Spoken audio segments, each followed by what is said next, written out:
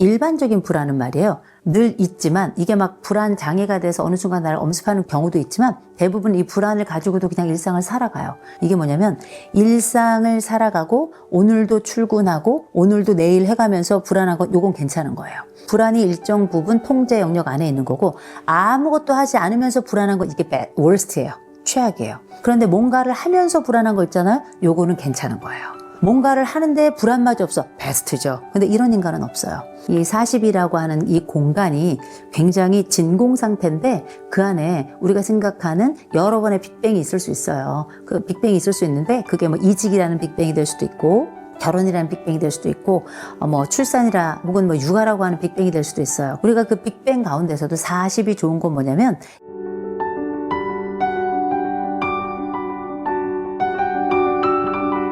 마흔을 한 단어로 정의내리면 불안이라고 정의내릴 수 있을까요? 강박적 불안이라고 얘기해야 될 거예요. 강박의 결과는 결국 불안이고 불안의 가장 대표적인 단어가 강박인데 강박이라고 하는 건 어떤 특징이냐면 불안을 낮추기 위해서는 어떤 행동을 하지 않을 수가 없는 거예요. 어떤 행동이라도 해야 되는 거예요. 그 행동 중에는 우리가 알고 있는 것처럼 손을 반복적으로 씻는다든지 특정한 행동을 하지 않으면 견딜 수 없어서 그 행동을 계속하는 걸 우리가 강박적 행동이라고 부르는데 또 다른 강박이 있습니다. 문화 강박이 또 있어요. 유행에 따라가지 않으면 안 되고 우린 그렇게 명품에 미친 듯이 빨려들었었고 어디 그뿐인가요? 우린 또 팬덤을 형성했었습니다. 팬덤 중에 가장 대표적인 그리고 M세대가 만들어낸 최고의 팬덤이 BTS죠. 이 BTS는 저는 M세대들이 자신들이 가지고 있는 모든 열망들을 다 탑으로 쌓아서 끌어올려서 세계 최정상에 올려놓은 그룹이라고 저는 생각을 해요. 물론 전 세계가 다 반응했지만 거기에는 M세대가 가지고 있는 아주 깊은 또 친절한 그 사랑이 지속적으로 있었기 때문에 가능했던 거거든요.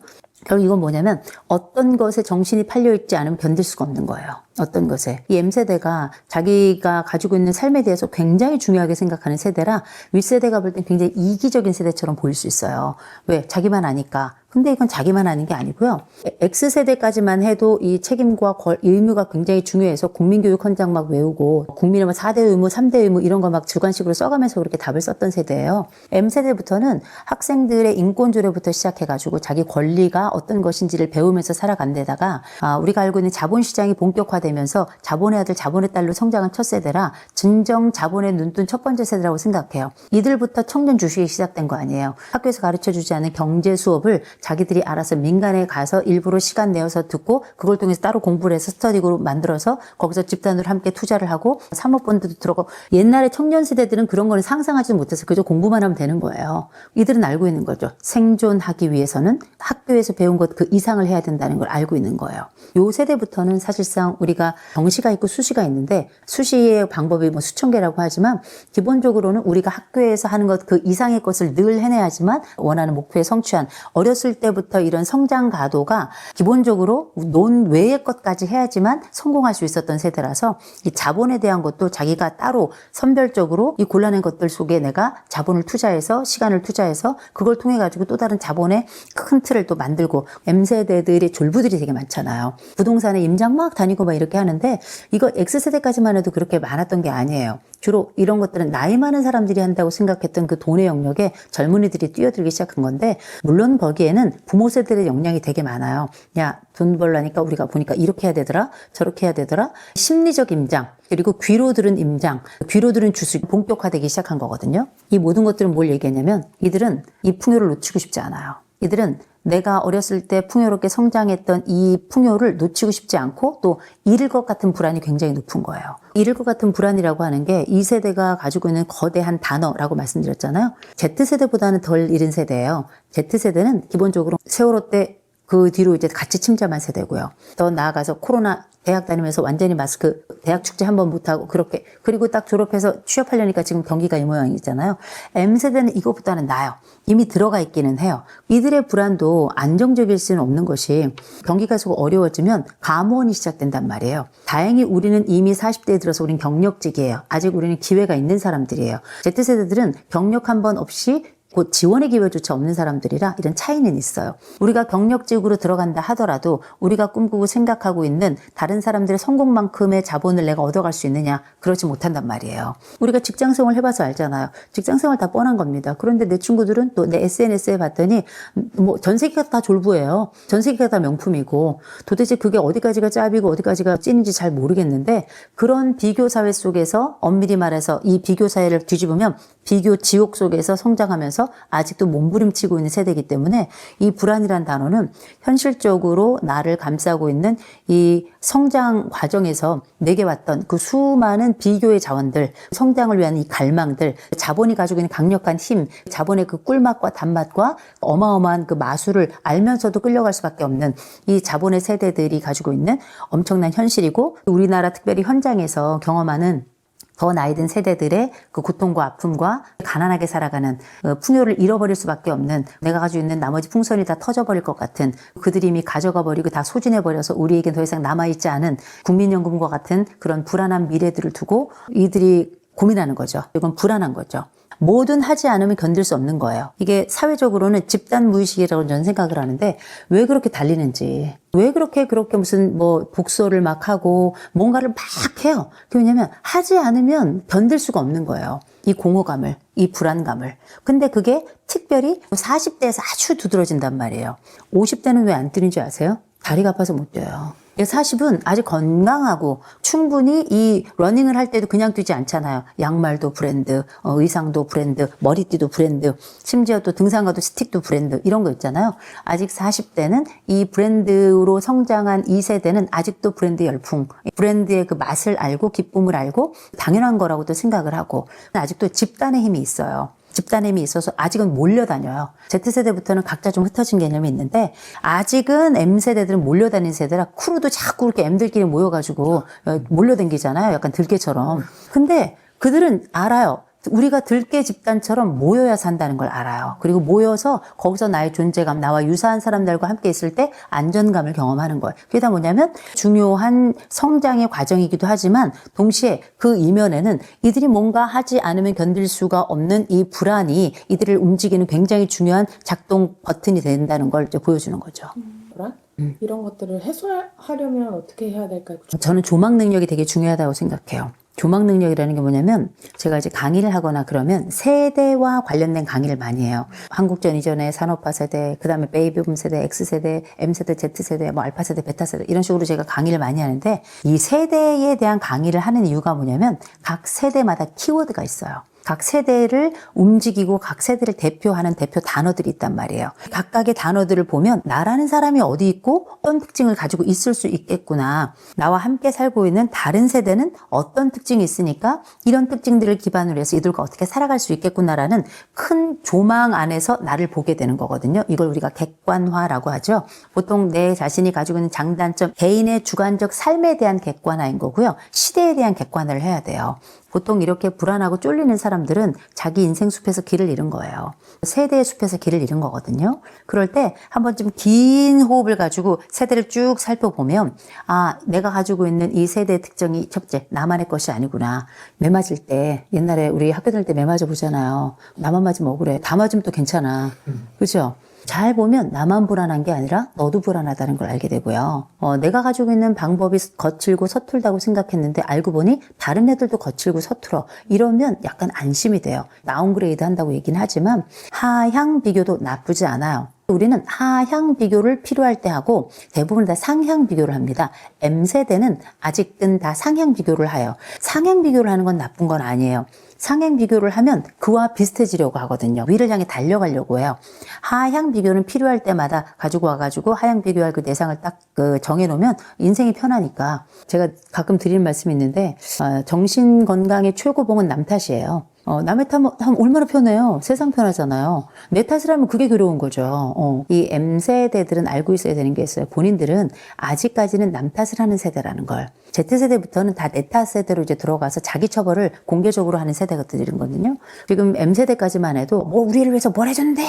이런 소리를 지르고 사회가 우리에게 가져간 것들을 다시 내놓으라고 소송도 하고 막 이런 세대들이에요. 아직은 더 발칙하고 아직은 자유롭고요. 에너지도 있는 세대거든요. 이런 세대들이 가지고 있는 전반적인 방향성이나 힘이나 이런 것들이 제 말은 아직 있다는 거예요. 절망의 세대라고 부르지만 현실적 맥락에서 보자면 절망의 세대지만 다른 한쪽에서는 아직도 이 문화적인 불이 붙어 있는 사람들이라 할메니얼이라고 하는 자기만의 브랜드를 만들어낸 사람들이에요. 먼 그 시선에서 이렇게 보잖아요. 아, 내가 한 사람으로서는 비교지옥 속에 살아가고 늘 상대적 박탈감 속에 살아간다 생각했는데 크게 내가 M세대 속에 들어가서 나를 봤더니 같이 절망하기도 하고 동시에 우리한테는 이런 문화적인 불이 있는 사람들이구나. 약간 프로메테우스 같은 그런 역량이 있는 그런 세대구나라는 걸 알고 있는 게 되게 중요해요. 심지어 우리가 많이 잊어버리고 있는데 우리가 호모 사피엔스예요. 사람들이 자기가 누군지 모르고 죽더라고요.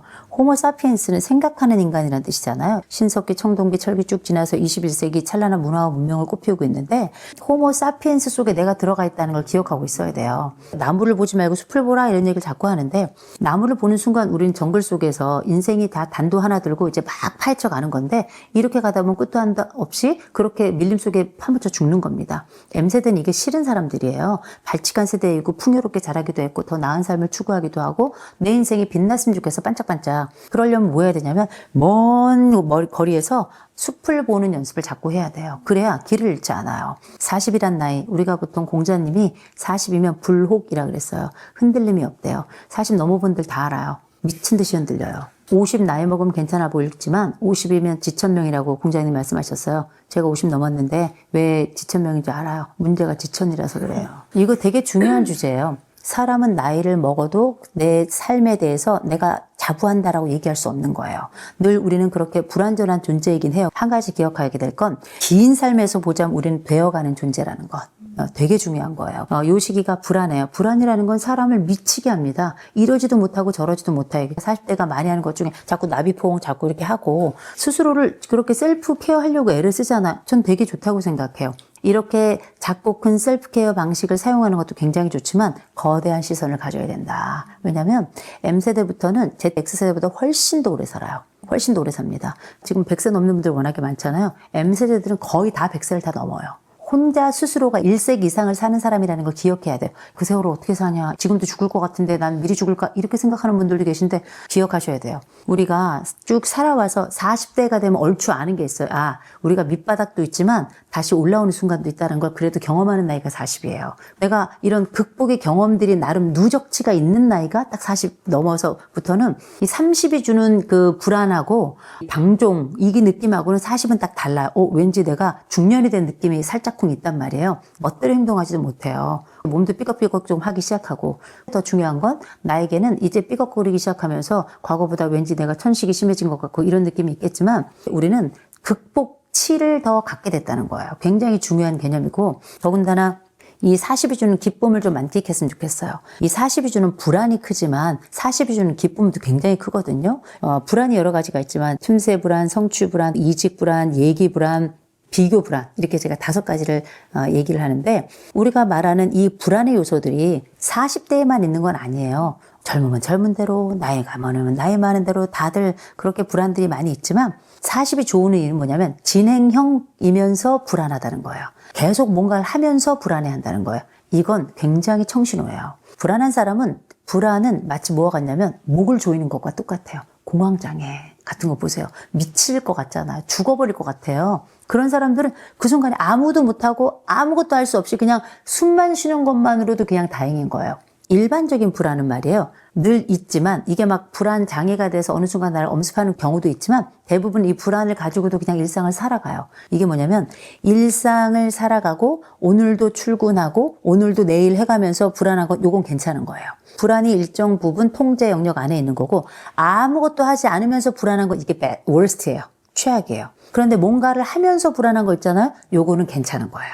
뭔가를 하는데 불안마저 없어. 베스트죠. 근데 이런 인간은 없어요. 이 40이라고 하는 이 공간이 굉장히 진공 상태인데 그 안에 우리가 생각하는 여러 번의 빅뱅이 있을 수 있어요. 그 빅뱅이 있을 수 있는데 그게 뭐 이직이라는 빅뱅이 될 수도 있고 결혼이라는 빅뱅이 될 수도 있고 뭐 출산이라 혹은 뭐 육아라고 하는 빅뱅이 될 수도 있어요. 우리가 그 빅뱅 가운데서도 40이 좋은 건 뭐냐면 이게 블랙홀이 아니라는 거예요.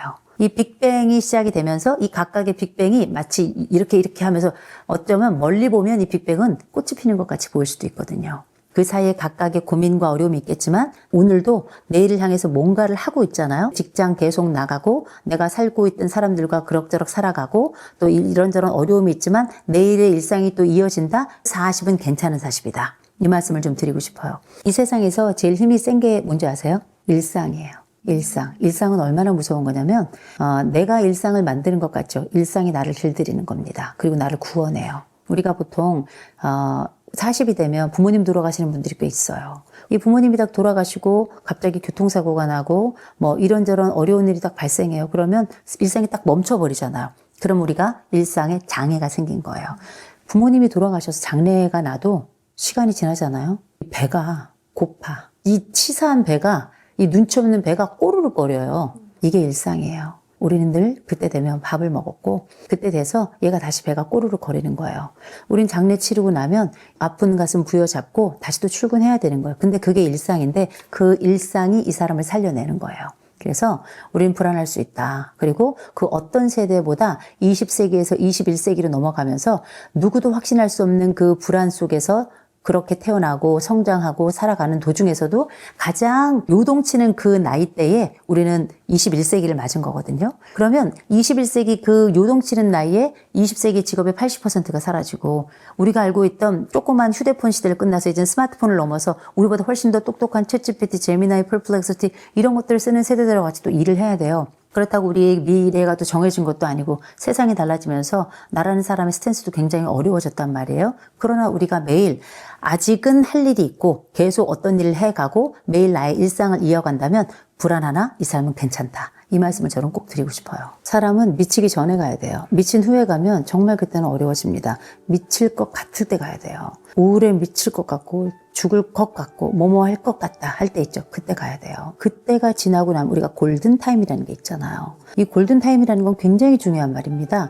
이 사람이 이때를 놓치면 걷잡을 수 없는 상황으로 도달하기 때문에 통제가 어려운 상황 속에 들어가기 때문에 우리가 골든타임이라는 게 있는 거예요. 저는 현장에서 그때를 놓쳐서 오신 분들을 너무너무 많이 만나요. 잡을 수 있었던 그 우울을 너무 깊게 놔두어서 이 우울이 이 사람의 인생을 파괴하는 걸 좀 너무 많이 봤고요. 또 걷잡을 수 없다고 생각했지만 그때에 맞춰서 찾아온 이 불안 환자가 이 상담 과정을 통과하고 치료 과정을 통과하면서 자기의 새 삶을 새 살 돋듯이 그렇게 살아가는 걸 좀 너무너무 많이 봤기 때문에 미칠 것 같을 때 오셔야 돼요. 할 것 같아 하면 무조건 전 전문가를 꼭 찾으라고 말씀드려요. 그 뒤로는 많이 늦을 수 있다. 그래도 늦더라도 가는 게 안 가는 것보다 낫다라고 말씀을 드리고 이런 상담 현장에 딱 가면 제가 말씀드릴 두 번째 상황이 벌어질 겁니다. 통제 신화에서 벗어나야 돼요. 통제 신화라는 건 뭐냐면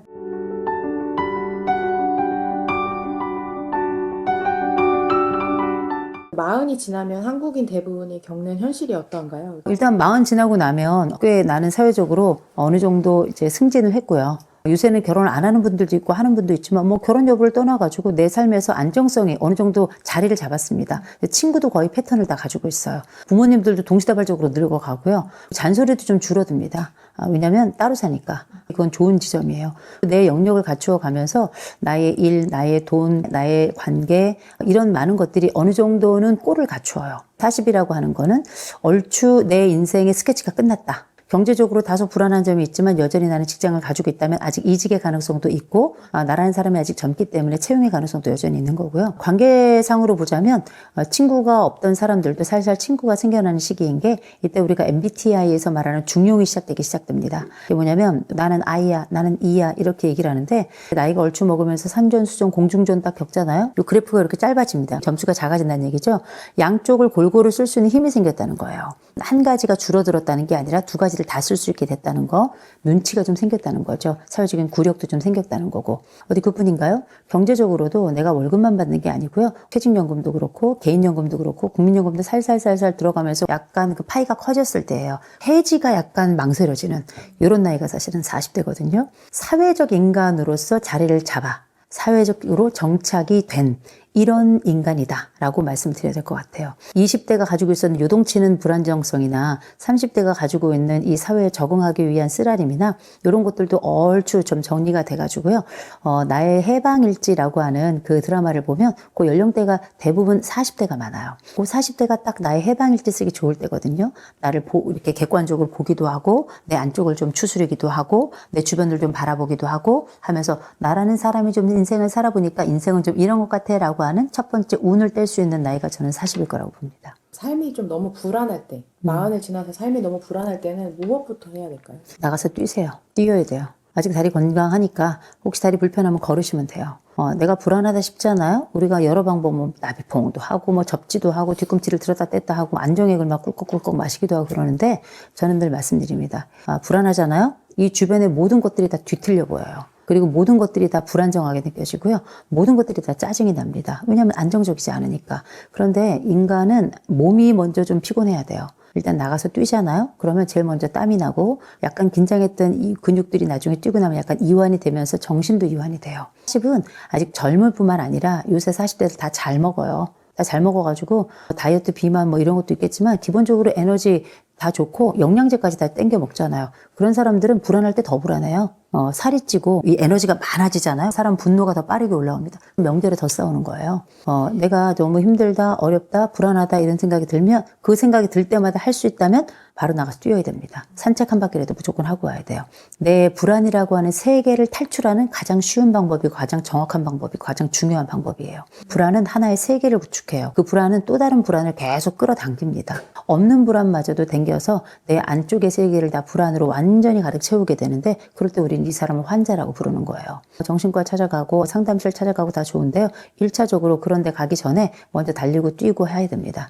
치마 입으면 못 뛰어요? 구두 신으면 못 뛰어요? 내가 꼭 겨울이면 못 뛰고 이래도 못 뛰고 인간은 급해 보세요. 다 뛰어요. 비가 와도 뛰고 눈이 와도 뛰고 다 뛸 수 있는 겁니다. 제가 이 말씀을 드리는 얘기 뭐냐면 불안도 계절 가리지 않고 와요. 인생의 어려움도 계절 가리지 않고 옵니다. 그렇게 우리에게 조건 가리지 않고 아무 때나 찾아오는 그 불안을 우리가 선별적으로 다룰 필요 없다는 거죠. 무조건 나가 뛰라고 말씀드려요.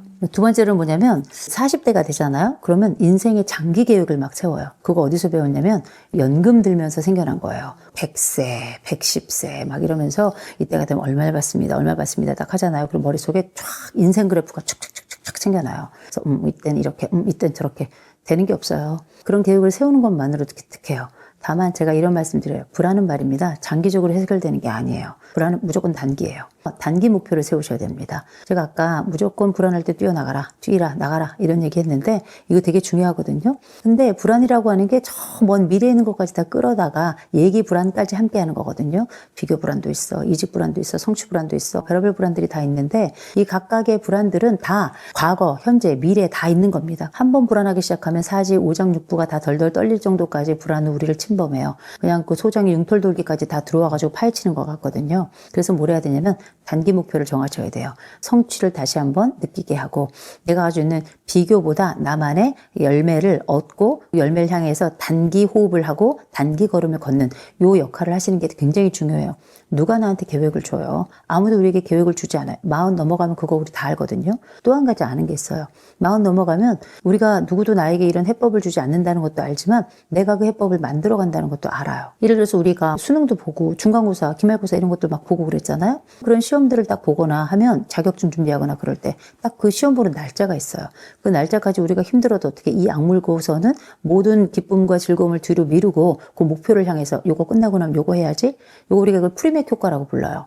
내가 어떤 목표를 딱 성취한 다음에 내가 어떤 즐거운 일을 하겠다. 이 즐거운 일을 위해서 현재를 참아내는 이 과정을 프리맥 효과라고 부르는데 그런 프리맥 효과를 충분히 우리가 경험하면서 40까지 온 거거든요. 40 넘어서 살아간다는 건 뭐냐면 내가 가지고 있는 목표를 내가 설정할 수 있다는 거예요. 내 인생 시계의 주파수는 내가 맞추는 거거든요. 내 인생 시계를 딱 내가 단기로 1시간 뒤까지 혹은 3일 뒤까지 일주일 뒤까지 요 한 달 동안은 요걸 하겠어 라고 해서 불안이 높아질 때마다 단기, 초단기 목표를 딱 세우셔가지고 그 단기 목표를 수행하시는 것만으로도 불안이 현저하게 많이 낮아집니다. 짧게는 지금 현재 내 마음 심장 떨리게 하는 요런 불안도 낮추지만 동시에 내 긴 인생의 불안도 이런 작은 한 걸음부터 시작을 하는 거거든요. 인생이 길지만 목표는 항상 단기가 좋습니다. 그 단기 목표들 중에 잊지 마실 거 뭐 다이어트 이런 건 안 돼요. 불안을 낮추는 방법, 더군다나 인생 불안이 40에 나에게 뭉쳐온다 그럴 땐 반드시 50대를 만나세요. 50이라고 하는 나이가 넘어가면서 50대들이 뭐 지혜롭냐 그런 건 아닌데 40은 겪었거든요. 60대를 만나면 안 돼요. 왜냐하면 이미 세대가 너무 달라요. 바로 윗세대를 만나는 게 가장 좋습니다. 40대 초반이라면 40대 후반이 좋아요. 그리고 40대 전반을 통틀어서 그 삶에 대한 여정이 궁금하다면 50대를 만나서 물어보시는 게 좋아요. 어떤 걸 하는 게 좋은지, 어떤 게 제일 후회스러운지, 살아가면서 조언을 해주신다면 어떤 조언이 있을 것 같은지, 그 선배님이 보시기에 저는 어떤 장점이 있는 것 같은지, 선배님이 제 상황에 있다면 무엇을 하실 것 같은지, 이런 것들에 대한 내 인생에서 멀지 않은 영역에 살고 있는 그 사람들을 만나서 실질적인 조언을 들어보셨으면 좋겠어요. 대단한 통찰을 가지고 있는 분들, 목사님, 스님, 뭐 신부님, 수녀님, 아니면 뭐 나 도 닦았어 뭐 이런 분들 계시잖아요.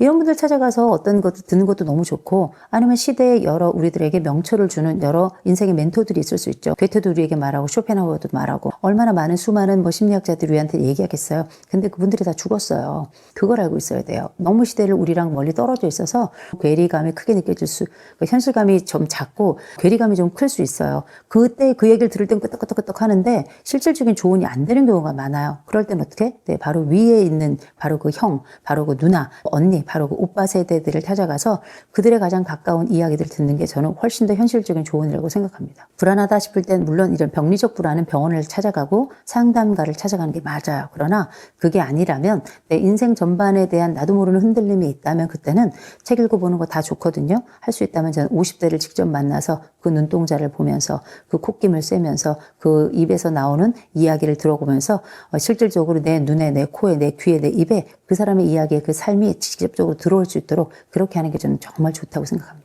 불안 때문인지 모르겠는데 마흔이 지나서 우울증이나 불안장애, 공황이 발병하는 사례가 많은 것 같아요. 사람은 미치기 전에 가야 돼요. 미친 후에 가면 정말 그때는 어려워집니다. 미칠 것 같을 때 가야 돼요. 우울에 미칠 것 같고 죽을 것 같고 뭐뭐 할 것 같다 할 때 있죠. 그때 가야 돼요. 그때가 지나고 나면 우리가 골든타임이라는 게 있잖아요. 이 골든타임이라는 건 굉장히 중요한 말입니다.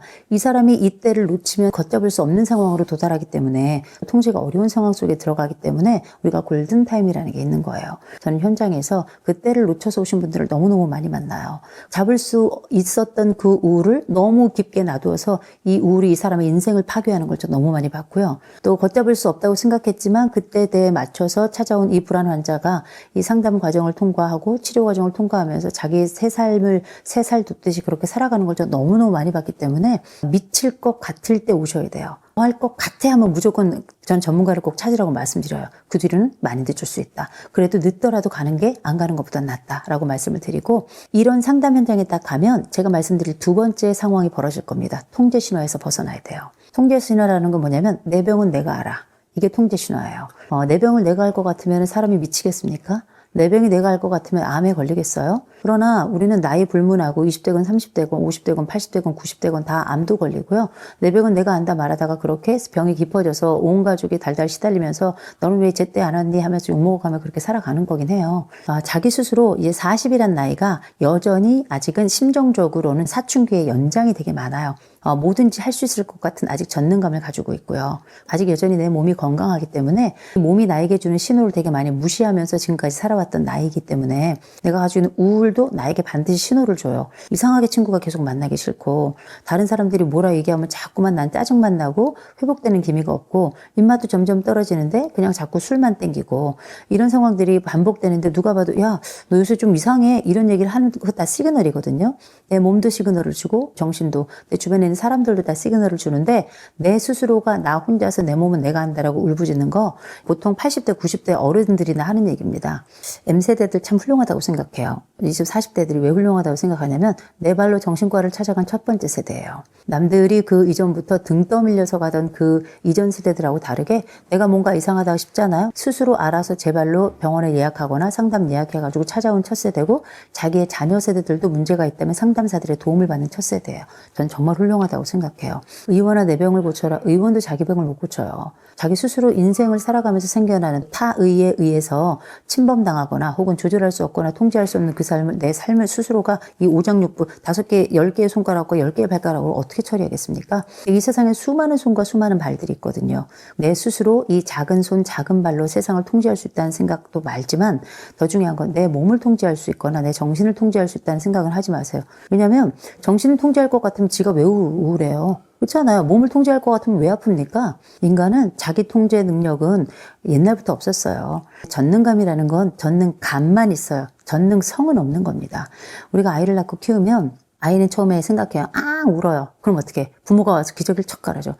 울어. 그러면 엄마가 와서 젖을 척 줘요. 내가 울면 세상이 다 되는구나. 이렇게 영아기 때 우리가 전능감을 가져요. 그러나 이제 조금 커서 돌 지나가 조금 지나잖아요. 인생이 맘대로 되지 않는구나 하는 걸 애들도 알아요. 이상하게 내 몸은 내가 알아. 내 우울은 내가 알아서 해결할 수 있어. 이렇게 생각하고 이걸 노력이라고 할 수도 있을 거예요. 운동도 막 해봐. 너무 우울할 때는 단 게 좋아서 단 걸 막 먹. 살만 쪄요. 아무것도 달라지지 않아요. 그런 노력을 몇 가지 했는데도 불구하고 다른 주변에서 계속 내 몸이 또 내 정신이 또 내 주변 사람들이 나한테 우울의 시그널을 주잖아요. 무조건 이건 통제 신화 속에 있으면 안 돼요. 그 사람들 말 들어야 돼요. 우리는 우리를 통제할 수 없다. 다만 우리는 우리를 위해 애쓸 수 있다. 이렇게만 말씀드리면 될 것 같아요. 하나 더 있어요. 우울이 막 미친 듯이 파고들잖아요. 술 마시지 말아요. 이제 TV에서 이제 담배 피는 게 금지된 세대가 M세대들 어릴 때예요. 계속 드라마에서 술을 마셔요. 엄청 술을 마셔요. 슬퍼도 술, 기뻐도 술, 이래도 술, 저래도 술, 심심해서 술, 혼자 술, 여럿이 술, 술을 마셔요. 이렇게 술은 또 늘어요. 술을 안 마시면 또 좀 이상한 것 같기도 하고, 요즘은 일주일에 서너 번씩 술 마시는 거는 이상하게 생각 안 하더라고요. 알코올 중독이에요. 지금은, 40대가 제가 보니 집단 알코올 중독인 것 같아요. 전 너무 심각하다. 남 얘기 아니죠? 네. 집에서 아무도 안 만나도 혼자 술을 마셔요. 그래서 옛날에 한때 사회에서 키친 드렁커 해가지고 싱크대 밑에다가 술 넣어놓고 애들 다 학교 보내고 남편 보낸 다음에 혼자 술 마시다가 알코올 중독 때문에 나중에 병원에 실려가고 이런 거 많이 봤잖아요. 제가 볼 때는 이 40대는 전체가 다 입원해야 돼요. 이 사회가 병동이에요, 그냥. 그리고 되게 심각한 주제라고 생각하는 게 사람들이 우울하면 요새는 그렇게 술을 마셔요. 술을 마셔서 우울해지는 것도 있어요. 저는 이런 얘기 합니다. 술은 기쁠 때 마셔라. 되게 중요한 거예요. 술에 대한 자기 원칙을 세우는 거거든요. 근데 요새 사람들은 드라마를 보니까 그렇게 슬픈 일만 있고 힘든 일만 있으면 그렇게 술을 퍼 마시고 그렇게 다른 사람 뺨을 때려요. 그래서 40대부터는 그렇게 연인들 사이에 서로 뺨을 때리고 난리예요. 매체가 되게 중요한 거예요. 저는 40대 특별히 내가 우울감 속에서 힘들어? 그러면 적어도 우리가 내가 미칠 것 같을 때 와야 된다. 미친 다음에 오면 안 된다. 두 번째, 통제 신호에서 벗어나라. 마지막으로는 술 마시지 마라. 최소 내가 우울하다 판단이 될 때는 3개월은 술을 마시면 안 돼요. 나는 내가 우울하다 판단이 든다. 특별히 내가 우울증이다 이런 진단을 받는다는 건 2주 이상 내가 잠도 못 자고 잘 먹지도 못하고 생각도 계속 죽고 싶고 힘들고 슬프고 눈물만 하고 이게 2주 이상 지속되면 우리가 이거 우울증이라고 진단을 하는데 우울증이 있고 우울감이 있어요. 이건 두 개는 다를 수 있어요.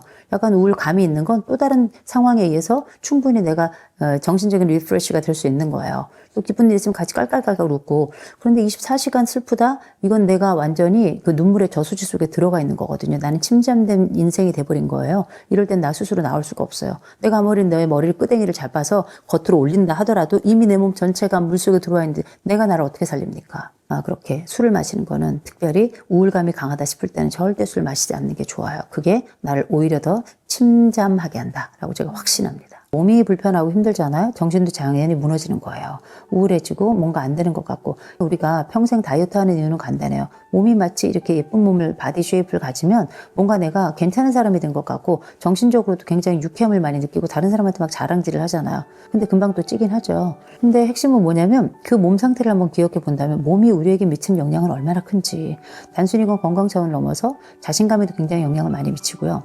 세 번째 꼭 해야 될 것 중에 옷 잘 입으셔야 돼요. 옷 잘 입으셔야 돼요. 옷이라고 하는 건 사회적 언어입니다. 보통 이제 40대는 그래도 패션에 되게 민감한 세대였어요. 힙합 패션, 그 똥싼바지 같은 거 다들 일괄로 입고도 괜찮았고 우리가 드디어 하이힐을 내려놓고 운동화를 신게 된 첫 세대가 이 M세대, 이 40대입니다. 얼마나 실용적인 세대예요. 우리가 알고 있는 삶에서 꼭 명품을 한때 유행해가지고 쫙 입기도 했지만 이제 평범함 속에서 가장 편안함을 추구하기도 하는 세대가 바로 이 M세대거든요. M세대가 가지고 있는 이 특성들 중에 옷을 깔끔하게 입는다 된다는 건 사회적인 권력이기도 해요. 우리는 한때 명품에 미쳐가지고 그게 짭이라고 하더라고 들면서 내가 이 사회에서 꿀리지 않는 사람이라는 거 보여주려고 애를 많이 썼었거든요. 그 명품 중에는 가방만 있는 게 아니에요. 옷도 있었죠.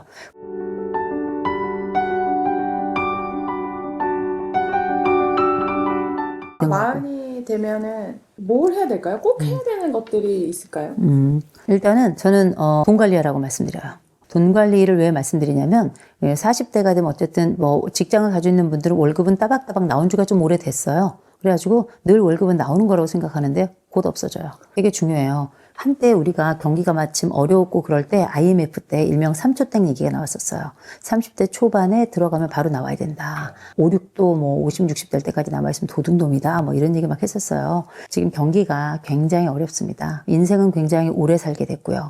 이 어려움과 오래 삶이 함께 있다는 얘기는 때로는 이게 전 사회의 비극이 될 수도 있어요. 이 사회가 우리를 지탱해주는 그 복지적 시스템들을 많이 갖추고 있긴 한데 그게 충만하거나 충족되지는 않고 충분하지도 않거든요. 본인 스스로 자기를 위한 준비를 되게 많이 하셔야 돼요. 이 40이 돈 쓸 때가 많은 때예요. 왜냐면 요새는 자기 꾸밈도 많이 해요. 점도 빼야죠. 보톡스도 맞아야죠. 머리 뭐 이런저런 약도 좀 먹어야 되죠. 머리는 빨주노초 파는 뭐 얼마나 또 염색을 많이 하는지. 미정원은 뭐 한 2주에 한 번씩 막 가더라고요. 그렇죠? 그냥 머리 묶고 다니세요.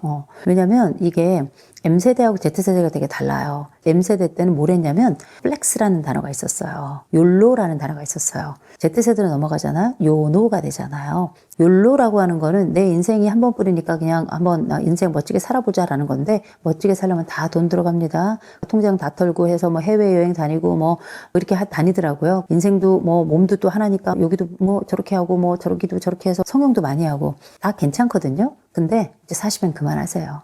왜냐면 돈 쓸 때가 일단 많아졌고요. 결혼하신 분들은 물론 다 쪼들려요. 이제는 부모도 부양해야 되고요. 아이들도 있고요. 내 배우자는 계속 돈 없다고 징징거리고 내가 생각해도 내가 돈을 좀 적게 버는 것 같고 다른 사람들은 펑펑 쓰는 것 같고 그래서 약간 이런 쫄림이 있긴 한데 원래 돈은 많은 사람 아주 많은 사람들 말고 왜 내가 돈이 얼마나 있는지도 모르는 사람들도 있잖아요. 근데 우린 다 알아요. 정확하게 심지어 원 단위까지 10원까지 다 안단 말이에요. 그게 뭐냐면 우리의 살림은 늘 쪼들리고 다른 사람도 다 쫄리는 건데 안 쪼들리는 척 하는 거예요. 다 명품 들고 싶지만 짭 들고 다니고 다 그러는 거거든요.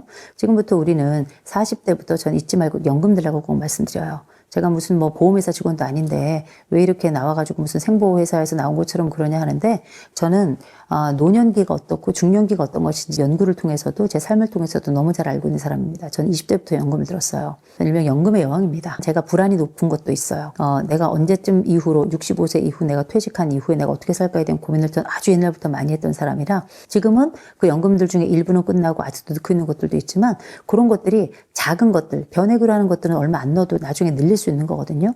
조금이라도 시작하니까 이것도 굉장히 안심이 되더라고요. 중간에 또 이렇게 사망보험 같은 거 요새는 또 중도 인출도 가능하게끔 그렇게 또 해놨거든요. 아무것도 아닌 것 같지만 40대 특히 초반에 계신 분들은 돈 관리 진짜 잘 하셔야 돼요. 흥청망청 쓰지 않아도 돈은 어쨌든 우리 통장에 금방 묻었다가 떨어지는 거고요. 관리하지 않잖아요. 나중에 퇴직할 때에도 아무것도 가져나가는 게 없어요. 40이란 나이가 적지 않습니다. 가만히 뒤져보세요. 머릿속에 흰머리 가끔씩 보이고 어디 그뿐입니까? 새치들만 있는 게 아니에요. 머리가 약간씩 빠지기도 하는 시기예요. 눈도 살짝살짝 안 보이는 것 같기도 하고 잠을 자고 일어나도 몸이 영 편치 않고 피로감이 유지되는 경우 있고 옛날만큼 술을 못 마시겠네? 이러는 분들도 계실걸요? 그리고 나도 모르게 자꾸 기미가 올라오고 이런 분들 계세요. 이건 뭐냐면 다 노화예요. 우리가 25세까지가 성장이고 25세 이후는 싹 다 노화입니다. 그중에 40이 넘어가서 옛날 같으면 죽어야 돼요. 생각해보세요. 옛날에 우리 일제시대 때 평균 연령이, 평균 수명이 44살 막 이랬어요. 옛날 같은 우리 다 없어져서 이미 영혼이 둥둥 떠다니는 거예요. 우리의 지금 삶이 과거 같진 않죠. 옛날이 아닌데 왜 그런 얘기 하느냐 하겠지만 돈은 여전해요. 옛날이나 지금이나 그 돈에 대한 절박성은 늘 있는 거였는데 지금은 더 절박합니다. 요즘은 요노 그래가지고 아끼고 이런 것들이 되게 유행하긴 합니다만 늘 써왔던 세대들은 한꺼번에 이 지출이나 소비를 줄이기가 어려워요. 그래서 저는 굉장히 합리적인 소비뿐만 아니라 아끼는 소비를 좀 해야 되고 연금은 개인연금 적어도 2개 이상씩 무조건 들어놔야 된다라고 좀 강력하게 외칩니다. 제가 지금 이 말씀 드리는 거 지금은 잘 안 들릴 거예요. 근데 한 10년만 지나보세요. 세상이 완전히 달라지고 그때 내가 10년 전에 이걸 들었으면 얼마나 좋았을까. 지금 5만 원 10만 원 와인 마시고 피자에다 피맥, 치맥 이렇게 하면 요새는 10만 원 나와요. 근데 요거 한 번 좀 줄여가지고 이렇게 연금 들잖아요. 나중에 10년 뒤 저한테 와서 하루에 3번씩 절하실 거예요.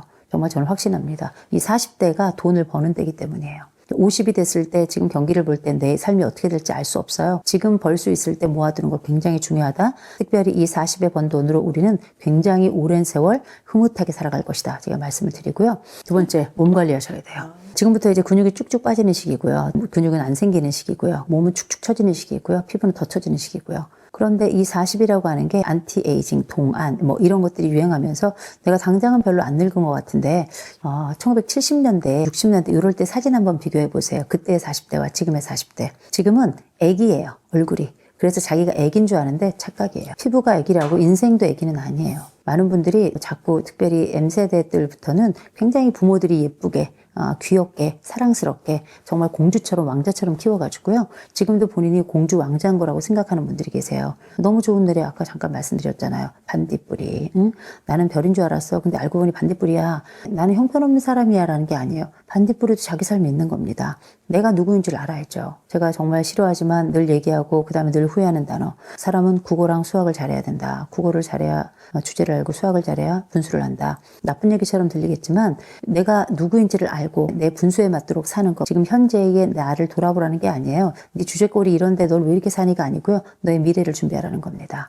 굉장히 중요하다고 말씀드리는데 준비 중에 몸 준비 진짜 중요해요. 이 몸이라고 하는 건 정말 이 가치 있는 것이라고 생각해요. 함부로 해서도 안 되는 것이고 몸은 우리가 늘 새로운 피부가 돋아나고 새로운 지점에서 A라고 태어났지만 A 다시로 죽는다라고 얘기하지만 그건 관리하기 나름이에요. 내 몸을 정말 예뻐해줘야 된다고 저는 생각을 합니다. 할 수 있으면 지금 때부터 운동도 처방받아서 하는 게 좋아요. 요새 띰띠기들 많이 하잖아요. 러닝 크루 해가지고 달리는 애들끼리 팀 짜가지고 막 아침마다 만나고 썸띵도 있고 막 그렇더라고요. 다 좋은데 뛰어야 되는 사람이 있고 뛰면 안 되는 사람이 있어요. 40부터는 그게 되게 확연해지는 시기입니다. 우리가 가지고 있는 몸이 대부분 다 일정 부분은 다 소모품이에요. 심장 같은 경우도 너무 많이 쓰면 이것도 빨리 늙는 겁니다. 우리가 가지고 있는 각종 장기들이 우리가 생각하는 것처럼 그렇게 빨리 교체되는 게 아니에요. 몇 년 혹은 몇십 년에 걸쳐가지고 교체가 되는 경우들도 많이 있기 때문에 그게 제때제때 교체가 안 되면 나중에 인공관절하고 막 이렇게 되는 거 아니에요.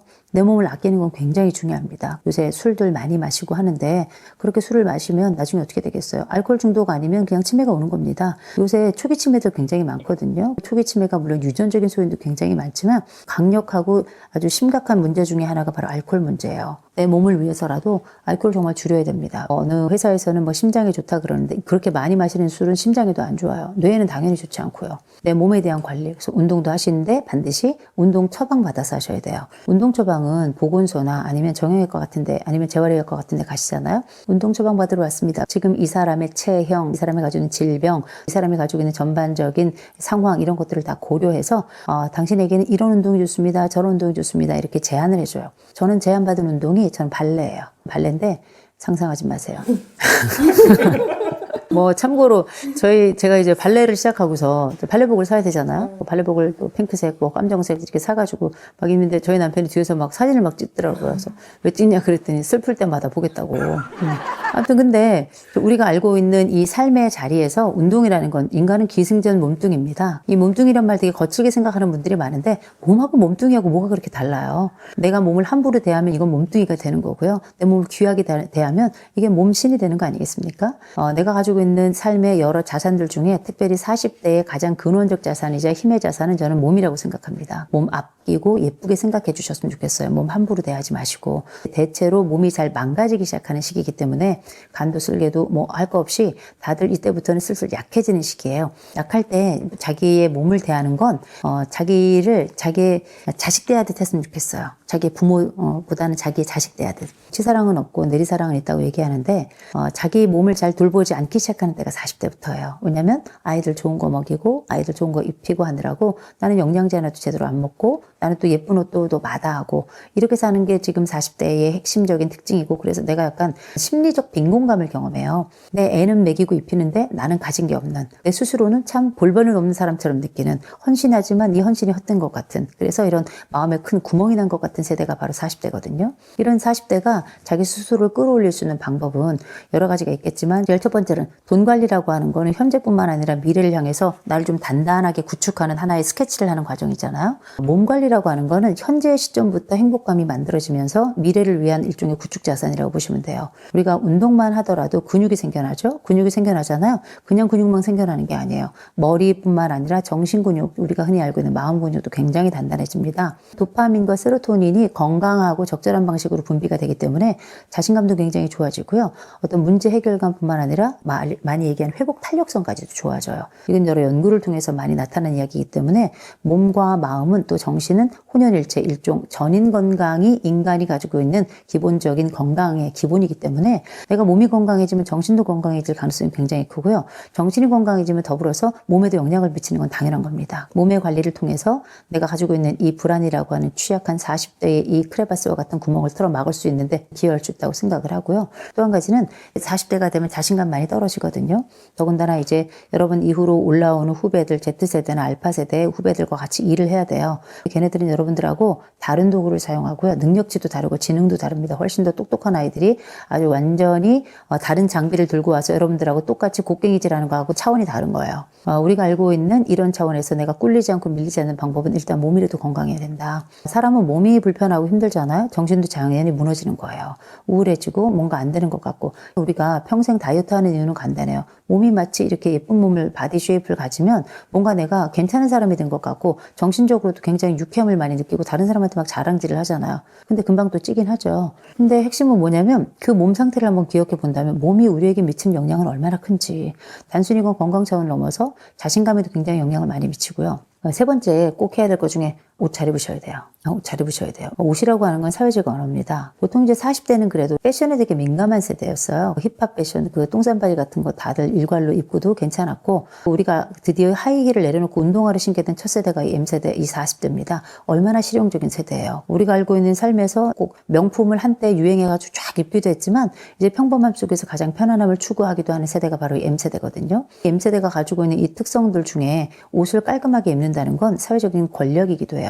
우리는 한때 명품에 미쳐가지고 그게 짭이라고 하더라고 들면서 내가 이 사회에서 꿀리지 않는 사람이라는 거 보여주려고 애를 많이 썼었거든요. 그 명품 중에는 가방만 있는 게 아니에요. 옷도 있었죠. 이 M세대, 특별히 이 40대를 굉장히 좋아하는 게 뭐냐면 저희 때만 해도 다 그냥 나이키 유행하면 다 나이키만 신었어요. 물론 지금도 유행이 있죠. 한때 또 아식스가 유행을 많이 했어요. 한때 또 뭐 뉴발 이런 거 막 유행하고요. 유행하는 브랜드가 있긴 있는데 제가 요새 지하철을 타잖아요. 지하철 타면 이제 사람들 보는 게 굉장히 큰 기쁨인데 저는 뭘 보냐면 신발을 되게 많이 봐요. 제가 신발을 좋아하는 것도 있지만 그보다 그냥 이렇게 눈을 정면으로 쳐다보면 좀 미안하고 눈 마주치면 그때 웃어야 되나 울어야 되나 좀 그렇잖아요. 그래서 아래를 쭉 보면서 신발을 쭉 보는데 같은 신발을 신는 사람들이 없어요. 저는 이게 우리나라 지금의 사회의 다양성을 보여준다고 생각해요. 남녀노소 빈부귀천할 것 없이 심지어 같은 친구들끼리도 또래가 아주 비슷한 경우는 유행하는 것들을 좀 입지만 40대쯤 된 사람들 쭉 살펴보잖아요. 같은 브랜드, 같은 가방, 같은 신발, 같은 옷 입은 사람 하나도 없어요. 이 40대가 가지고 있는 자유감이라고 생각해요. 이 40대가 느끼는 이 성장 과정에 겪었던 이 부유함과 나는 부유하게 안 자라서 할지 모르겠지만 이전 시대에 비해서는 부족함 없이 성장을 했거든요. 해외여행을 들락날락하면서 외국 사람들도 보니까 그냥 편안하게 입고 다녀. 이렇게 다른 세상의 자유를 보면서 자유를 내게 가져와서 적용하는 세대라서 이 세대가 주는 이 안정감이라는 것, 이 자율감이라는 건 그 어떤 세대보다 세련되면서도 자유감을 갖는 그런 패션이라고 저는 생각을 하거든요. 깔끔하게는 입어야 돼요. 이땐 우리가 앞으로 제2의 인생, 제2의 삶을 준비하는 시기라서 네트워크가 너무너무 중요합니다. 네트워크를 잘 형성하는 과정 중에 하나 뭐냐면 여러분이 좋아하고 여러분이 놓지 못했던 그 꿀리지 않는 마음이 되게 중요하지만 꿀리지 않는 옷도 중요해요. 깔끔한 정장으로 깔끔한 옷을 통해서 내가 당신과 함께 어울릴 만한 부류입니다 라는 걸 모든 부류와 함께 어울릴 수 있도록 다른 사람들처럼 엄청난 비싼 옷을 입으라는 게 아니에요. 격식에 맞는 옷을 입으라는 거예요. 그 격에 맞는 그 식으로 격과 식이 있는 거잖아요. 격과 식을 이제 충분히 배려할 만큼 나이를 먹었다라는 걸 기억하시고 격과 식이 있는 자리에서 자기를 좀 업그레이드 시키고 싶으면 조금 더 정장 스타일로 자기를 이렇게 입히고 자기를 이렇게 가꾸게 된다면 되게 중요한 역할을 한다고 생각해요. 생각해 보세요. 우리가 인간관계 할 때도 옷 잘 입고 비싼 옷 입은 사람한테 싼 거 선물 안 해요. 심지어 그렇게 자기를 잘 가꾸는 사람에 대해서는 함부로 하지도 않습니다. 이런 사람들도 후광 효과라는 게 있어서 다른 것도 뭔지 깔끔하게 할 것 같은 느낌이 들거든요. 우리가 굳이 명품 안 입어도 요 40대가 가지고 있는 자유 여유로움과 세련미를 잘 갖추어서 내가 제대로 된 옷을 잘 입잖아요. 친구들에게 무시당할 일도 없고요. 내 스스로가 자존심을 구길 일도 없고요. 동시에 다른 사람이 볼 때에도 이 사람을 데리고 언제 어디든 어떤 장소에든 갈 수 있는 거예요. 누구도 만날 수 있는 거예요. 이때부터는 자기의 인생 사업을 시작할 때거든요. 사업이라고 하는 게 꼭 내가 사업자 등록증 내고 해서 사업이 아니고요. 인간관계도 다 사업이에요. 내가 이 사업을 얼마나 하느냐에 따라 가지고 내 부모 장례식에 내 손님이 오지 내 부모 손님이 오는 게 아니에요. 이때부터 본격적으로 우리가 알고 있는 사회적인 네트워크를 저는 잘 형성하고 그 네트워크를 통해서 단순히 내가 하고 있는 직업적인 성패에만 몰입하는 것이 아니고요. 이후로 이어지는 인생 성패에 좀 몰입해 봤으면 좋겠다라고 말씀을 좀 드립니다.